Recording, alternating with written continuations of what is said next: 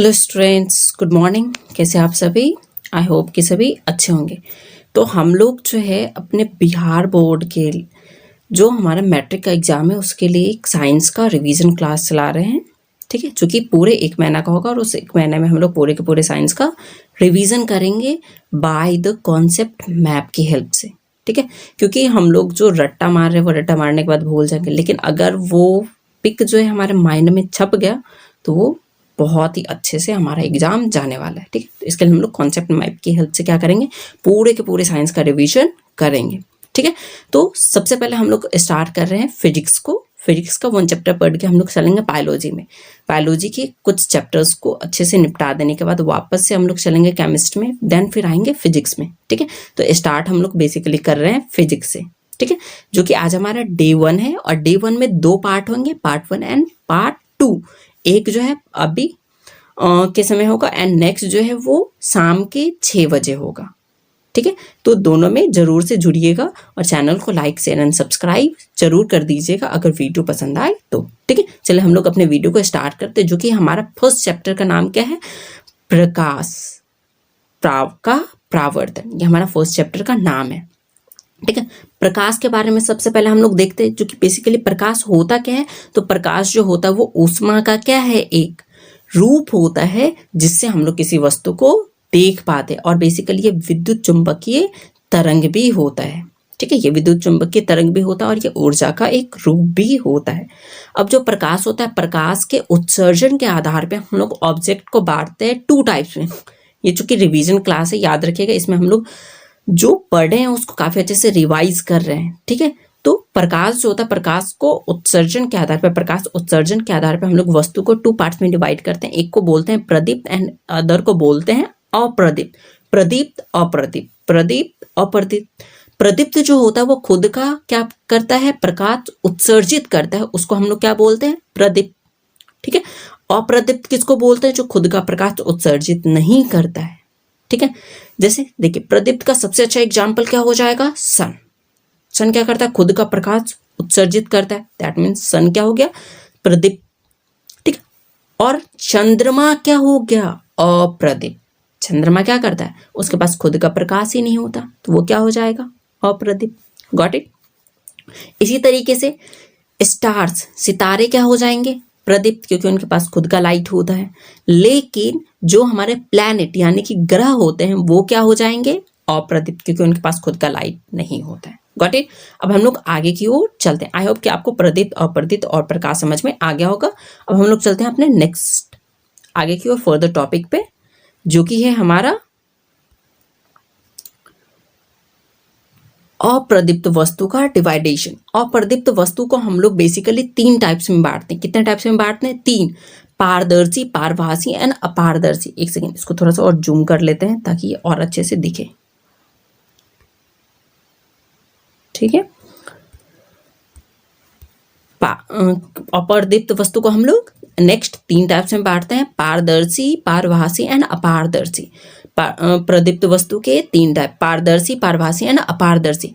पारदर्शी किसको कहते हैं, जिससे 100% लाइट पास हो जाए, गुजर जाए, आर पार चले जाए, उसको क्या बोलेंगे, पारदर्शी बोलेंगे। पारभासी किसको बोलेंगे, जिससे 50-50% या कुछ कुछ लाइट जो है वो आर पार जा सकती है, उसको क्या बोलेंगे, पारभासी बोलेंगे। अपारदर्शी किसको बोलेंगे, जिससे बिल्कुल ही लाइट क्रॉस नहीं होगा, उसको क्या बोलेंगे, अपारदर्शी बोलेंगे। पारदर्शी के एग्जाम्पल क्या हो जाएंगे, एक बहुत ही क्लीन कांच, ठीक है, बिल्कुल साफ कांच किसका एग्जाम्पल हो जाएगा, पारदर्शी का। पारभासी किसका हो जाएगा, तेल लगा हुआ कागज, पारभासी का एग्जाम्पल हो जाएगा। अपारदर्शी का दीवार लगा हुआ मतलब बंद गेट क्या हो जाएगा, अपारदर्शी हो जाएगा। Got it. अब हम लोग आगे की ओर चलते हैं, ठीक है।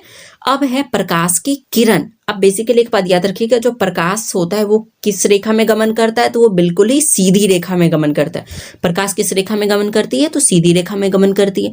अब प्रकाश के चलने का, ठीक है, एक सरल रेखा जो होता है, प्रकाश के चलने का जो एक सरल रेखा होता है उसी को हम लोग क्या कहते हैं, प्रकाश की किरण कहते हैं, ठीक है।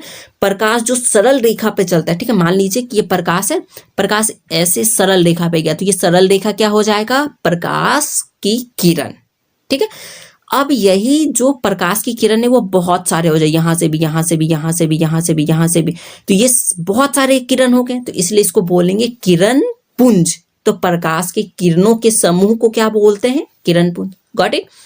प्रकाश की जो सरल रेखा होती है, प्रकाश जिस सरल रेखा में चलता है उसको क्या बोलते हैं हम लोग? प्रकाश की किरण बोलते हैं। और प्रकाश की किरणों के समूह को, जब बहुत ज्यादा प्रकाश की किरण हो जाता है तब वो एक समूह बन जाता है, तब उस प्रकाश की किरण की समूह को ही क्या बोलते हैं? प्रकाश पुंज बोलते हैं, किरण पुंज बोलते हैं। ठीक है, समझ में आ गया? अब ये किरण पुंज नेक्स्ट 3 टाइप के होते हैं। ठीक, कितने टाइप के? 3। अपसारी किरण पुंज, अभिसारी किरण पुंज एंड समांतर किरण पुंज। अपसारी किरण पुंज, अभिसारी किरण पुंज एंड समांतर किरण पुंज। Got it? प्रकाश जो होते हैं वो किरण पुंज, प्रकाशीय किरण पुंज जो होते हैं वो बेसिकली 3 टाइप के होते हैं। कौन कौन से?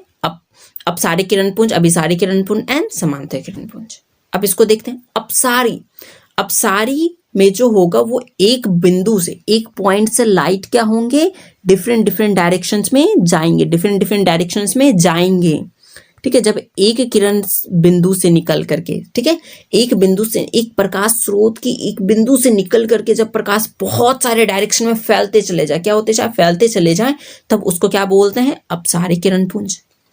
ठीक है, नेक्स्ट है अभिसारी किरण पुंज। अभिसारी किरण पुंज जस्ट इसका उल्टा। अभिसारी किरण पुंज क्या होता है?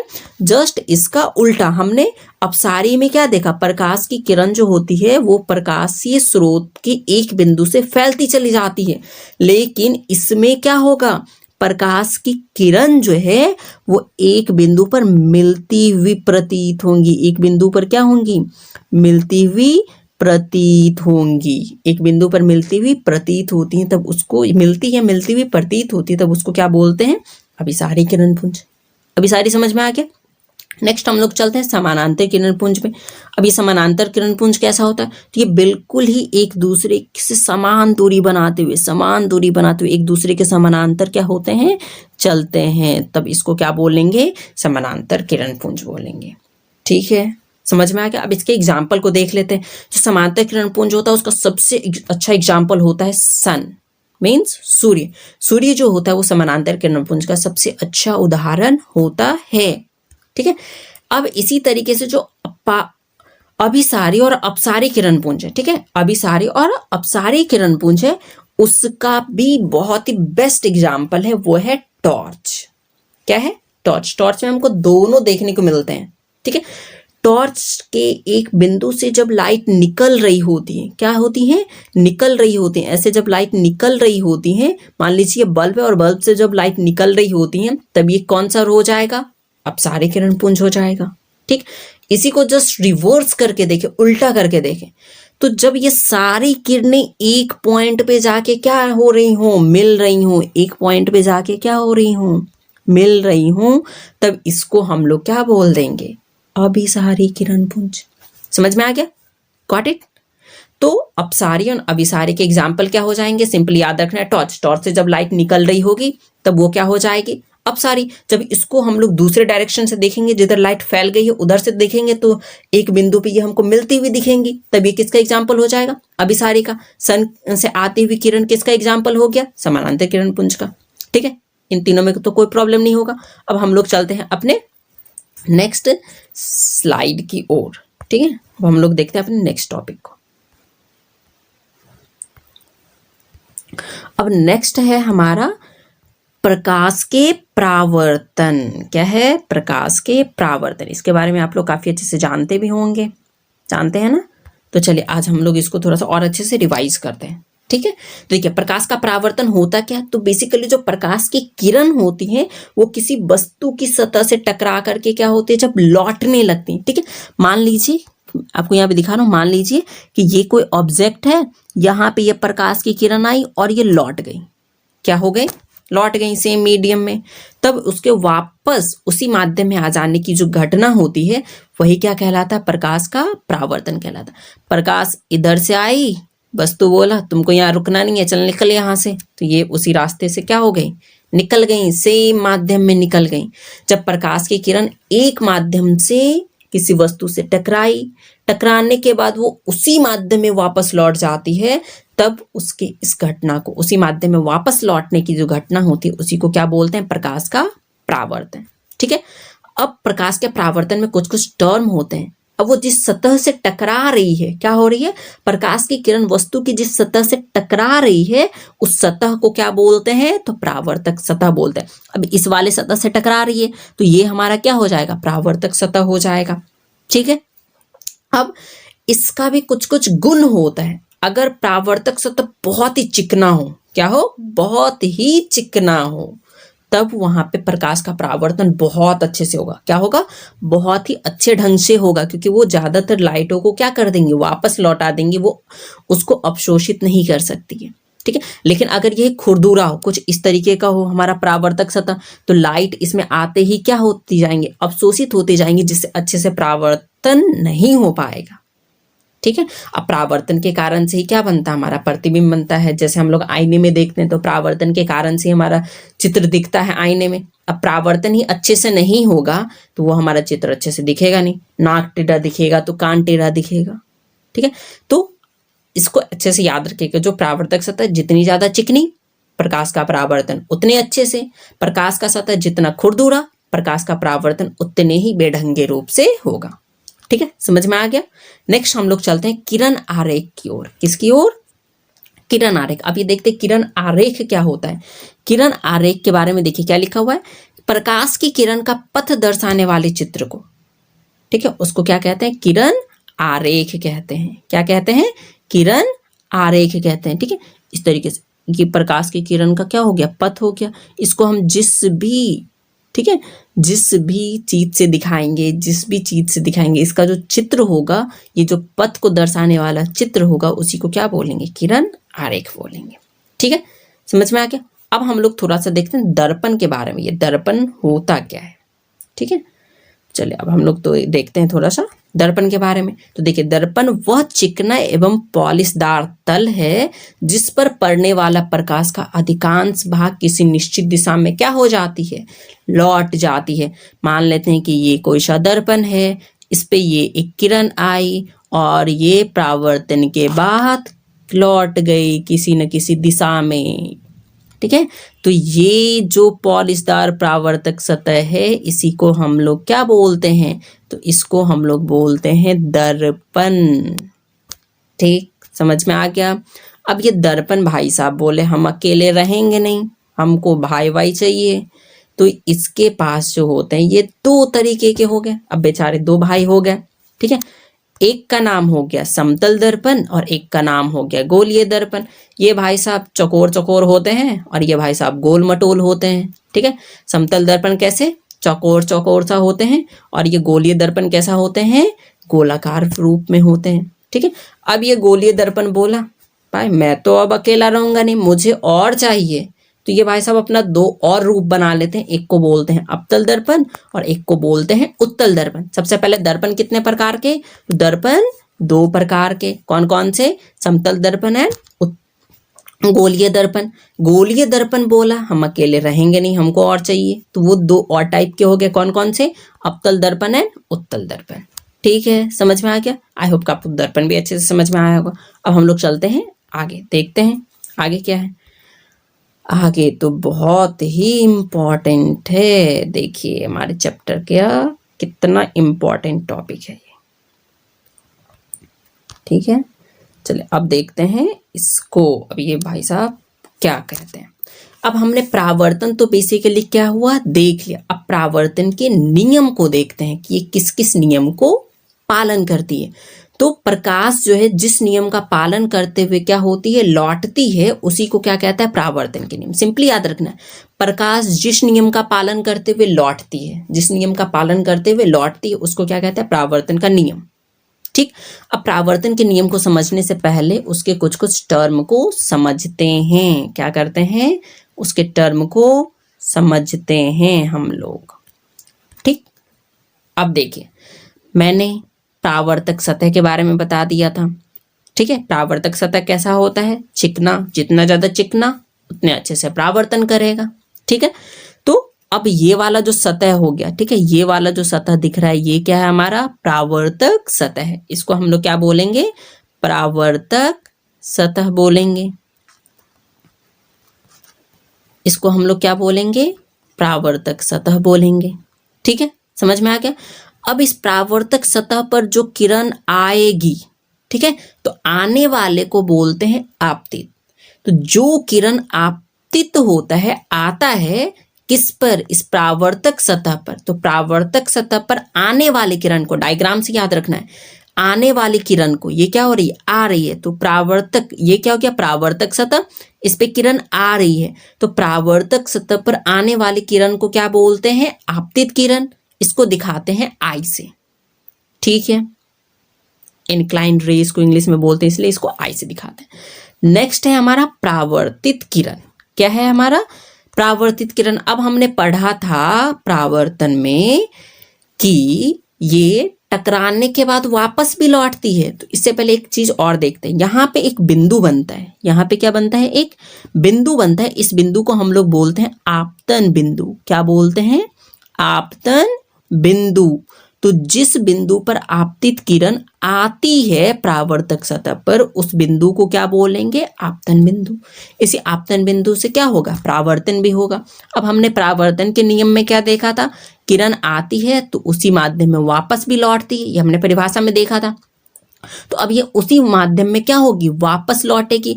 तो वापस टकराकर वापस लौटती हुई किरण को, टकराकर वापस लौटती हुई किरण को क्या बोलते हैं? परावर्तित किरण बोलते हैं। इसको इंग्लिश में रिफ्लेक्टेड रे बोलते हैं। इस कारण से इसको आर से डिनोट करते हैं, ठीक है। समझ में आ गया? अब हम लोग नेक्स्ट देखते हैं अविलंब को। किसको देखते हैं हम लोग? अविलंब को। अब ये अविलंब भाई साहब क्या देख करवाते हैं? तो देखिए, अविलंब जो होता है वो आपतित किरण और परावर्तित किरण, ये हमारा आपतित किरण, ये परावर्तित किरण, इसके बीच क्या कर दिया जाता है? एक लंब डाल दिया जाता है। एक क्या डाल दिया जाता है? लंब डाल दिया जाता है। और इसी लंब को हम लोग क्या बोलते हैं? अभिलंब। तो इसको बोलेंगे कैसे?